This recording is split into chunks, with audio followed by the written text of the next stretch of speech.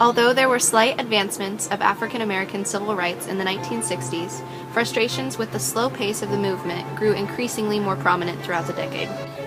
De facto, or in fact, segregation, in particular, frustrated African Americans because although civil rights had been legally abolished, it was not fully enforced. On the other hand, laws established through de jure, or by law, were enforced, such as forcing African Americans to give up their seats to white passengers on city buses. Due to the leniency when it came to segregation laws, many schools eventually became predominantly black, making the divide between white and black students wider. Although we were making progress in eliminating segregation by law, these anti-segregation laws were not put into practice. In January of 1966, the Southern Christian Leadership Conference, or the SCLC, began a campaign called the Chicago Freedom Movement, with its purpose rooted in taking civil rights successes and expanding them from the South into the North. As opposed to other campaigns in the South, its main goal was to exploit and end economic manipulation of Northern African Americans in a completely nonviolent manner. Although the campaign took steps toward its goal, civil unrest soon broke out, especially in western Chicago in the summer of 1966.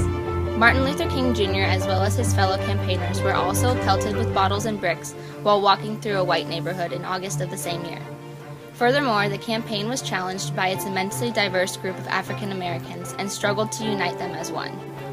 While these obstacles and many others took place, one huge success launched by the campaign was Operation Breadbasket, which helped eliminate the racism towards African Americans applying for jobs controlled mainly by white people. The fervent movement resulted in an agreement from the Chicago Housing Authority to build public housing with limited height requirements, as well as the Mortgage Bankers Association agreeing to offer mortgages to anyone, ignoring the color of their skin.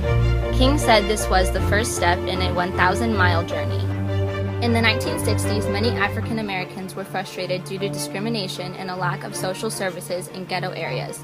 Disheartened with the lack of progress regarding civil rights, many felt they had no other choice but to riot.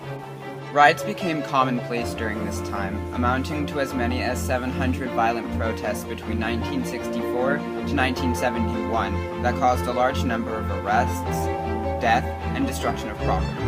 One of the most famous riots was the Watts riots in Los Angeles in 1965. Marquette Fry, a 21-year-old African-American male, was pulled over in the Watts ghetto and charged with a DUI.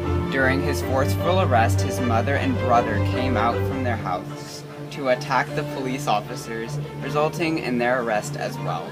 This struggle sparked a violent 6 days of rioting, 34 deaths, and a destruction of property amounting to $40 million. Riots occurred across the U.S. as well, some of the deadliest in Detroit and Newark in 1967.